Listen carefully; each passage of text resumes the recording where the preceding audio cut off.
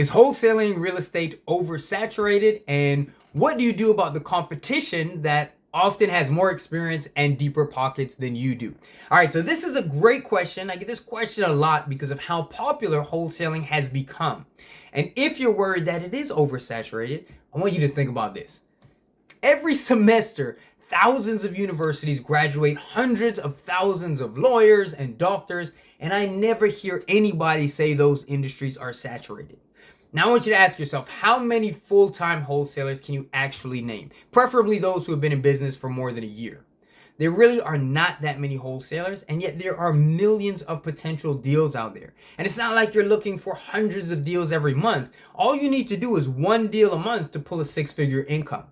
But I would say one of the most beneficial aspects of wholesaling is actually related to that idea of your perceived competition. See, if you're one of those lawyers, for example, and a potential client chooses to do business with another lawyer, then you've lost that business. With wholesaling, it's not a zero-sum game. If another competitor, right, has a property for sale, you can still work with them. All you have to do is find a buyer. And by doing a joint venture deal, you'll make 50% of the profit on a 5-figure deal without doing any of the work to find it. So no effort or marketing or acquisitions cost. So for me, after building my buyers list for 11 years, I can literally make 50% of a wholesale deal profit by taking someone's deal and sending a text message to one of my buyers.